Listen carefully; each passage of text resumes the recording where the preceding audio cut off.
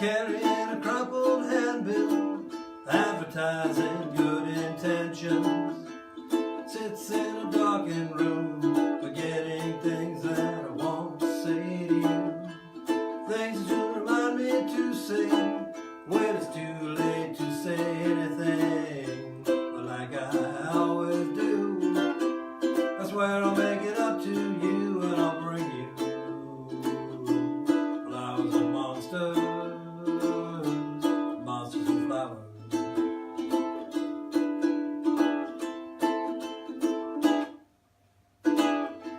I look up at the stars in the sky, say a little prayer for everyone there, thanking God that you put up with me.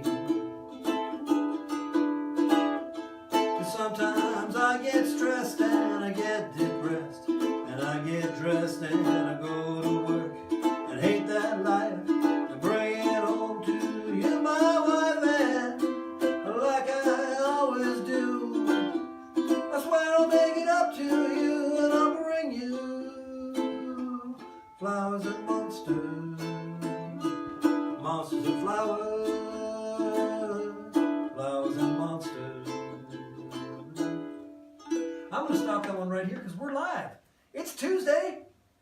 Cocktales with Tiki King. Here we are. And you know what? My soul is a skeleton. That's true. Well, my skeleton's a skeleton. My soul's kind of tucked in there somewhere. It itches sometimes. It's crawling around in there, drinking up all my beer. You know. What is it? The butterfly just floats through life, as careless as a bubble. Walk a stern and moral path. A soul is lots of trouble. Yeah. Hilge Brand said that. But he said a lot of other things too. I'm not sure all of them were true, but they were all written down back in the days of books. So here we are. It's Tuesday. I'm so glad to see you. Well, I can't see you, but I'm so glad for you to see me. I'm so glad you can see me here on Cocktales with Tiki King. 2 weeks. Sorry, I had some pressing engagements, which I was forced to engage, and therefore had to disengage the show. Well, thank you. I'm going to need that. I'm going to need that probably sooner than later. Yeah. But here we are. We're here, and there's we lost a couple of weeks, and that's okay. I know you guys hung in there. You guys, you were there, and I'm hoping you boozed it up a little bit. Maybe got on YouTube and watched some past episodes. And I'm gonna get right. We're gonna get right into this because I know CJ is probably getting impatient about now. Boozeketeer CJ, get to the drinking, man. Always. I know you. I know you all too well. I know you all too well. I know two of you all well. So what are we doing? Well, my soul, my blackened soul. We're going to be drinking my blackened soul tonight. I don't know if any of you guys did the spoilers and have the stuff. It calls for some weird things. Well, only one weird thing, but we're going to see what it's all about because this is one of those, I never tried it. I never tried this drink. Here we go. Right here live with all of you and me and them and the other guys and this one too. All right, so as usual, we're starting with a shaker half filled with ice. What are we making tonight? We are making the blackened soul cocktail because there's a whole lot of reasons tonight. This kind of ties in. It's like a whole like a festival but it's just me, and you ask for your money back later, and they won't give it to you, but they'll give you a voucher for a show at a later date, and then that one you can't. You have to work, So the blackened soul is a drink that intrigued me, and I thought I should make it on the show, and so I'm gonna right here. I thought, what better way to welcome you all back to me than for me to welcome the booze back here at the bar. So what do we need for this blackened soul? Well, we're gonna need my old fighting pal Jim. Yes, Jim. He causes mischief sometimes, but we love him anyway. That might be why we love him, actually. We're gonna need some dry vermouth. I'm sure I just happen to have some. I do happen to have some. I have some Nolly Prep. This is my absolute favorite vermouth. We can make a martini right here. We could. We're not going to, though. And we need some creme de violet. So we're basically making a martini with creme de violet in it. We'll see how that goes. We're going to find out how it goes. I don't know. I've never tried this. So you're here with me and we're all trying it together. Well, I'm trying it and you're together. I don't know if you guys are together. Are you guys together out there? Is everyone in their different places together, separately? Who knows? Who knows? I didn't even bring. Did I bring a measuring cup? I was There was some hastiness. Surprisingly enough, there was a little bit of hastiness right before the show started. I did not bring a measuring device. How do I not have a jigger? This is a bar, for God's sake. Ooh, hello. Nope. Nope. You guys whistle amongst yourselves. I need to grab a jigger. That's one thing I need. I got other things. Other things.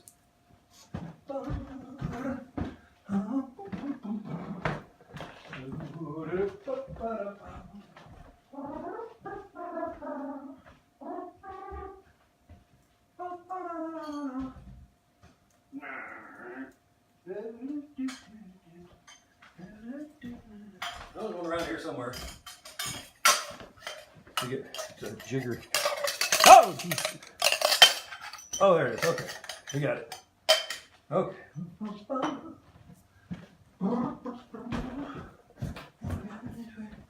And we're back. Look at that.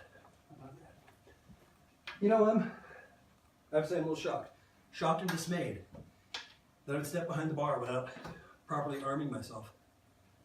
Jigger, because jigger and a shaker, all you need is booze. You can make drinks that way. So, we're going 1.5 ounces of gin. That's generally the large size on the jigger. And since I've never had this one, I'm gonna do it by the measurements.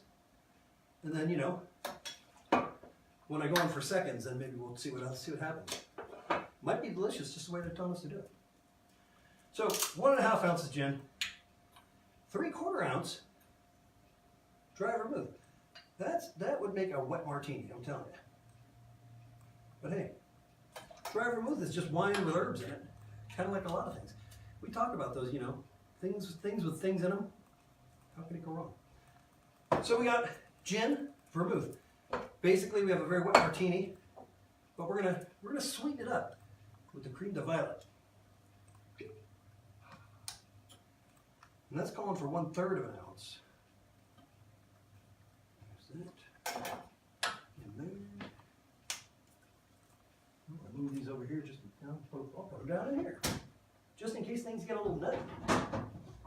Like a payday.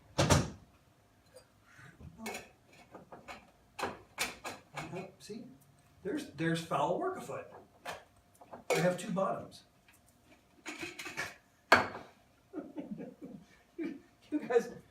You guys wait here. I'll be back.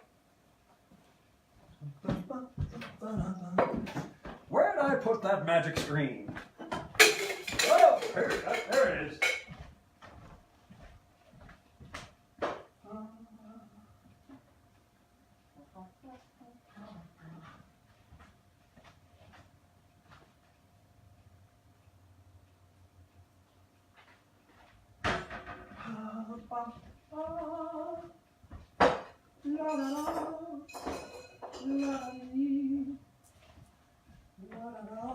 Okay, here somewhere.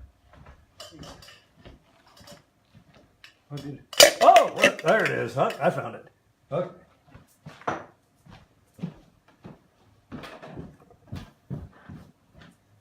Shaker bottom. You know, that's what they used to call me in high school. That's not true. Let's give it a shake, shall we?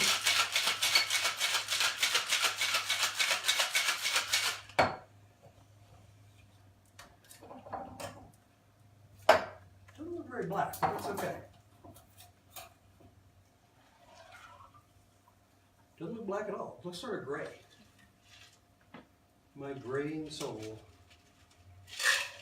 It's okay. You know, creme de violet, there's a lot of different brands, there's a lot of different kinds. Some are thicker than others, some are darker than others. Probably whoever invented this cocktail, which I couldn't actually find who invented it. But they probably used one of the ones that was a little darker. And we're going to garnish it appropriately with a nice, thick, rich, delicious Luxardo cherry. Black as my soul. Look at that. All right, Boozeketeers, here it is. Our triumphant return cocktail, the Blackened Soul. Let's see what happens.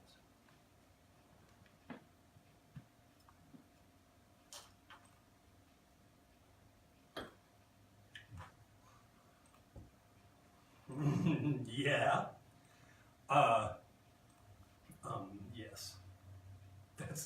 That is, you know, I was not expecting that to be this good. This is really good. Wow. You gotta, I don't know, maybe it's the booze talking, but I really love booze. You can try, give that a swig.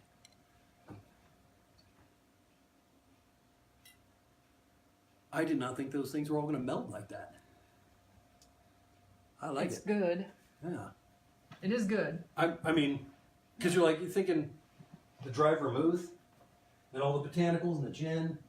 And you know, it's weird because that's the thing is that, so we've got, what we got going on here, we got gin, neutral grain spirits in which have been infused all sorts of different botanicals. There's juniper berries, peppercorns, all kinds of stuff. There's like beer tops and blackberries.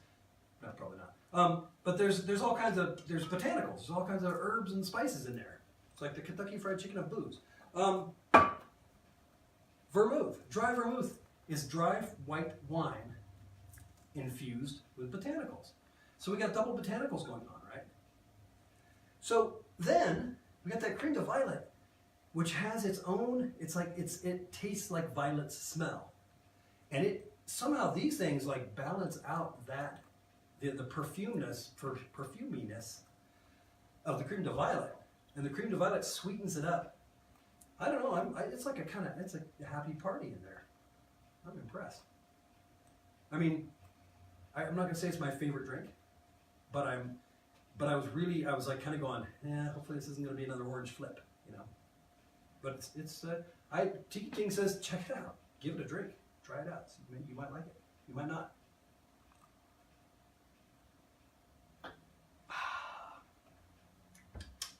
Who would have known my soul would taste so good? Wow. So there you go. Blackened Soul cocktail. I say good. So you know what's been going on? I'll tell you. Speaking of triumphant returns. Guess what? This is big news for us. This is like it was one of those things that you know, you know, you go down to the seashore and you peer out at the horizon, and you hope that ship is coming. And every day it doesn't come in, and you're like, well, I'll try again later. And you know, and it's like something's lost, and you keep thinking you're gonna find it, and you don't. And it's like, well, that's what happened with one of the episodes. That's what happened with the bilge, the very first bilge episode.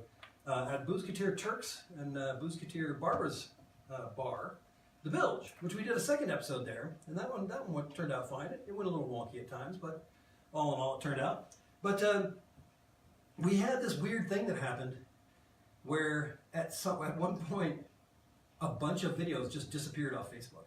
They were just gone, and we couldn't figure it out. And then each day, like one video would come back, and it was very mysterious. But it's been like a year, and the bilge episode just never came back. Well, one day, as I was down staring off into the distance of the internets, I found the video, and you could watch it on, like if you had to do all this weird stuff, but you could watch it, but you couldn't save it, you couldn't download it. You couldn't do anything with it. It was just there. And I thought there's got to be a way. There's got to be a way. We tried all kinds of things, and we got all these weird applications that allow you to save videos from like anywhere. It was like Save Video Anywhere app, and nothing would work. It kept saying that the video did not exist. And that's the weird part, is that you'd be watching it, and you could see the URL, and you copy the URL and put it in another browser, and it would say no content. So we were basically watching the ghost of the Bilge show that lurked in there in Facebook, haunting people's dreams. Haunting my spare time. So then the other day, I'm there and I see it, right? And I'm thinking, you know, what the heck? And I click options and it says download. So I did. Yeah. So now the bilge episode is up on YouTube. Go to tikiking.com/booze, and there's a link to the YouTubes, and all the Tiki King Cocktales Tiki King episodes are up there now. All of them now. I always said all of them, and I felt bad because I was lying to you guys, and you're my friends, and I don't like to do that because they weren't all up there. One was missing, and that was the bilge, and now it's there.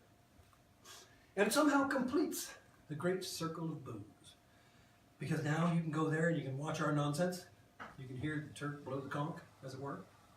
Yeah, check it out. Next time you have spare time, go to YouTube, check out the bilge episode. Because unless you saw it live, which most people didn't. Unless you saw it live, which most people didn't, you didn't see it. Now you can. You can be one of the people who did, which is better than not. So there you go. Yeah, it's exciting. I think it's exciting. But I get excited about all sorts of things. Caterpillars, rice. So what else is new? What sort of things have been going on? Well, had a brush with death, but we won't get into that because it wasn't really a brush, it was a comb, and it was one of those switchblade combs. So, and I cut my hair, so it didn't really do me any good. Yeah, so, hey, if any of you Boozeketeers are in Colorado, I don't know if there's any Boozeketeers out there in Colorado, there might be. And if there are, and you said, hey, I'm Boozeketeer from Colorado, and I forgot, it was probably because I was drunk. Hey, if there's any Boozeketeers in Colorado, we're coming out there this weekend. Yeah. Heading out there to do the Wicked Tinkers are going out to play the Grand Junction Colorado games, which should be a lot of fun. We'll be out there doing the things that we do. And you should, if you have a chance, come check it out. Check it out, he says. They said. So blackened. Are you guys are you anticipating?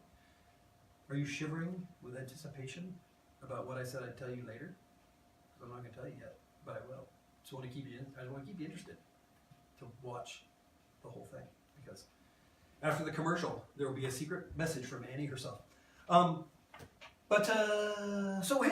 I've been thinking, which I've been known to do regardless of how many people tell me to stop. I've been thinking about doing a podcast because I have so much spare time. So I've been around the same time as the Cocktales of Tiki King show was incepted. I had thought I wanted to do a podcast, and it was going to be called Coffee with Tiki King. And basically what it would be is I would get up in the morning and make a strong coffee and drink it, and then just babble like as fast as I could about nonsense for like 20 minutes. And then I'd offer it as a podcast, so that if you were out driving, right, and you had 20 minutes and you thought, I want to hear Tiki King babble incoherently for 20 minutes. You could do it. You could download it and do that. So it wouldn't be structured like this show is. It would probably be fairly incomprehensible, but not entertaining. So I'm just thinking. So I thought, maybe I'll throw it out to the Boozeketeers and see how many run it up the flagpole and see how many people tell me to take that off the flagpole. Anyway, it's just a thought. If I do, though, you guys will. I'm sure I'll tell you, hey, I did a podcast and you can get it, and that'd be on another show because I would have already done it. So anyway, keep it in mind. Let me know. Tell me your thoughts. Tell me your prayers. Tell me your fears. I'll make them real.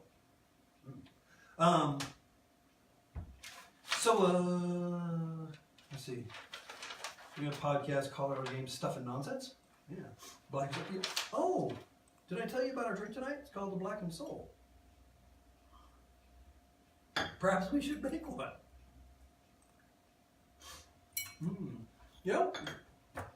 I thought I was going to have to adjust the ratios. But I feel terrible. I just ate the chicken. They're so good.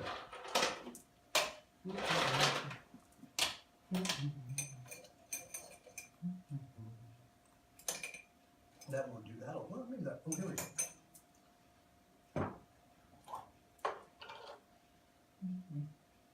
These things, So Luxardo cherries, we talked about them before. These are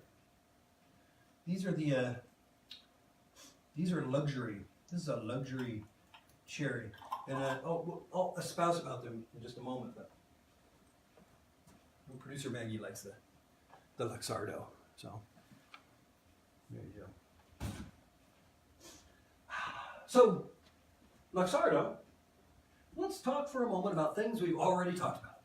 So Luxardo makes maraschino liqueur. It comes in a fancy bottle like this that's all wrapped up with jute, which later you could use to suspend a lamp from the ceiling should you need to. But so Luxardo makes maraschino liqueur. And maraschino liqueur is made from massacred cherries. It's a cherry liqueur. And it's pretty dry. It's kind of like, it's also slightly medicinal. It's got other stuff in it, but so it's a cherry, a very full-bodied, dry cherry liqueur.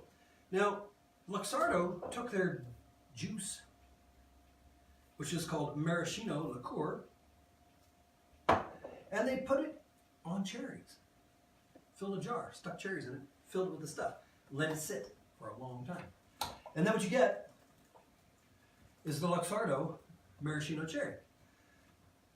These are the original maraschino cherries. I know some people get all weird about like the ones that are bright red and come in the jar, but those, you know, those are classic maraschino cherries.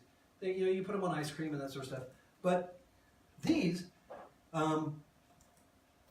if you can do it, pick up a jar.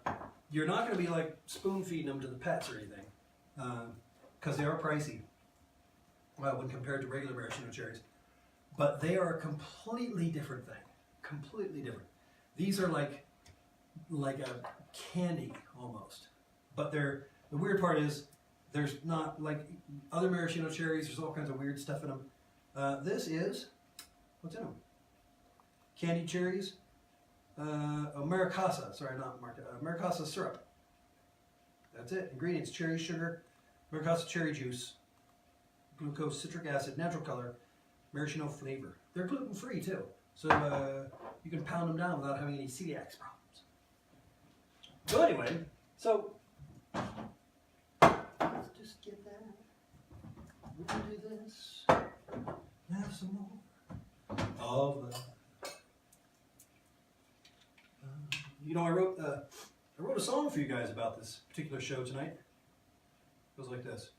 This is a pretty good drink. I'm pretty happy to be making another one. I know it needs work, but you know. What can I say? A lot of things. I have too many things to list. But 3/4. 3/4, 6/4. Hey, you know, speaking of quarters, you can play quarters, or you can pay quarters, or you can go on to my website at tikiking.com/booze and throw a couple quarters into the chip jar. Throw some chips into the salsa jar. Throw a couple quarters in the tip jar. Helps keep us tipsy. Tips for the tipsy. It's always a good idea if you feel so inclined. If you want value for your money, though, if you're thinking, Tiki King, I know that throwing money at you is a good idea, but I want to do something that's a little more, shall we say, savoir-faire. You can go to my website and buy any number of fine items. There's all kinds of fun stuff. You go there, go to the online store, and treat yourself to something good. It's out there. And once again, the more tikis you buy, the less. There's ghosts down here. Stay.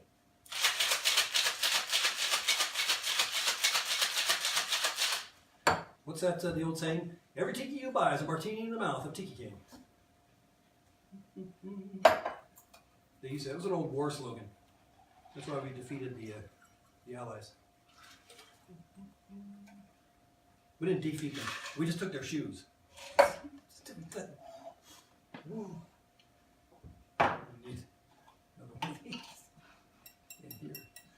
That was probably too low. I need to see. I don't have my microphone tonight, because where it is. Simple enough. It's out there somewhere, but where that is, I don't know. So,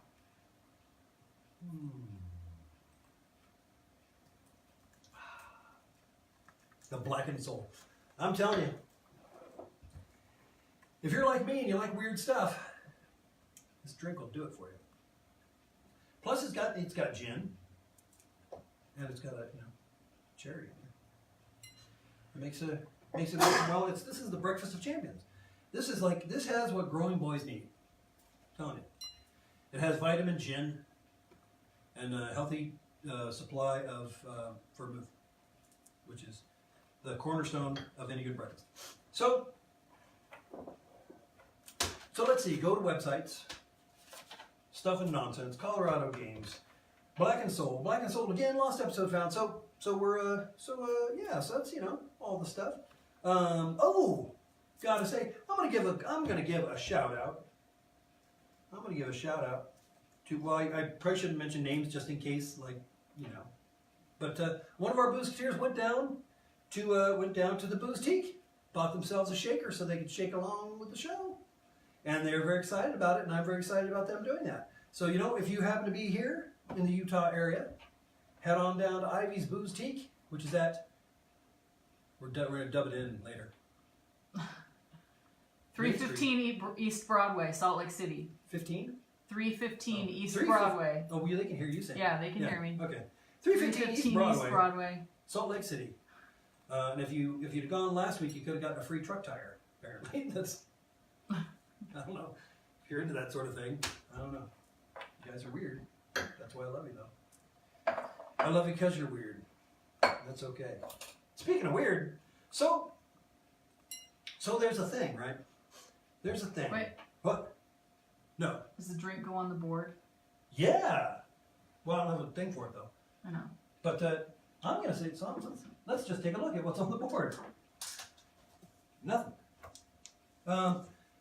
I'm going to say, as far as smooth drinkability, I'm going to say it's above the Kamikaze.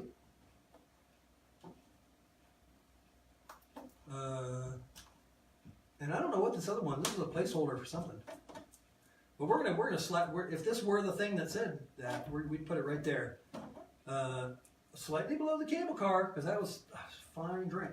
Oh, that was the. I think that was the coup d'orange, which we invented here at the Wicked Wench. It's a close runner, but I'd say the coup d'orange is still going to be maybe a step above. But this one, good drink, good thing. If I knew of a bar that would make these properly, I'd probably order them at the bar, which is right here, and I do. So I'm having one. But you see how that works? It's like a symbiote. It's like a symbiotic relationship with my booze. I drink it. It lets me. The world turns, and that's always a good thing. Because if it stopped, apparently we'd all be washed away with the oceans going places and mountains crumbling and that sort of thing. But yeah.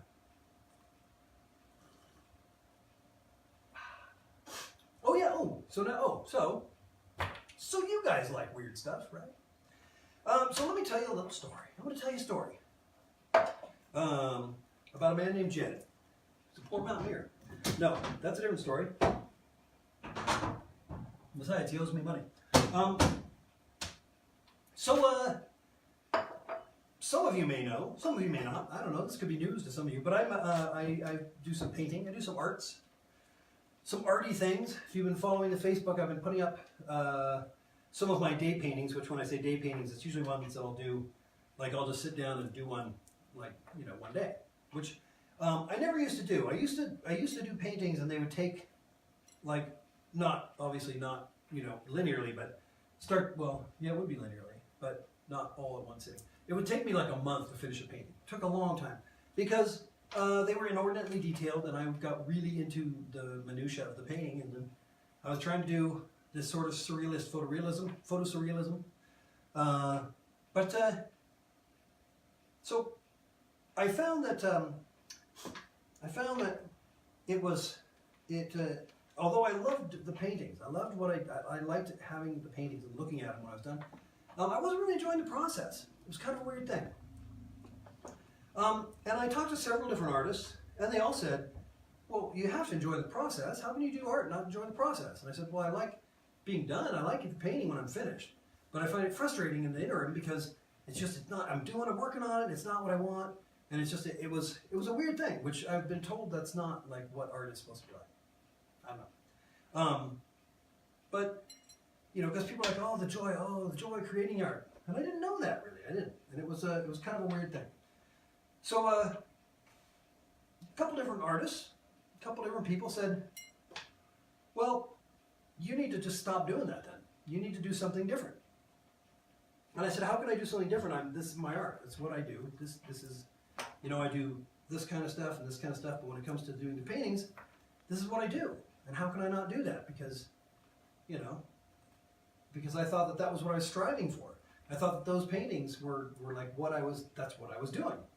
So, so some advice I got was, you need to do something, one, that is not what you normally do, and two, something that is, that you can just do in one day. And so I thought about it, and I thought, okay, there is something that I can do. I think there's something I can do. I can give it a try. And it is nothing like what I usually do. And so I got this idea, started doing these paintings, and it was an awakening, so to speak. It was an amazing thing. I just really enjoyed doing these paintings. And this is not the paintings that you've been seeing on Facebook. Those are the result of these other paintings.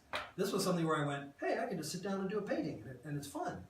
And so I've just been having just a great time with the art. And it's because of a direction that I never considered going. And so, oh, I should have read, I didn't even bring the story, my party train story.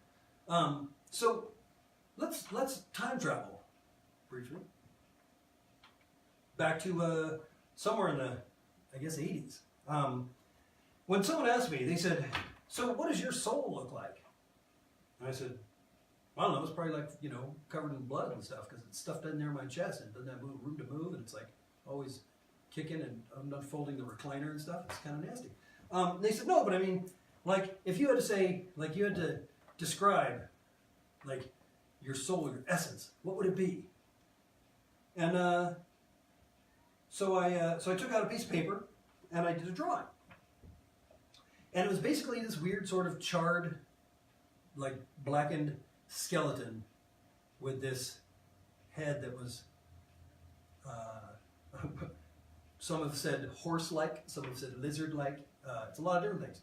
But so anyway, so that was what I said. This is what my soul looks like, and I showed them the drawing, and they said, "You need help because that's weird." But let's go back a year from today. Yesterday, last week.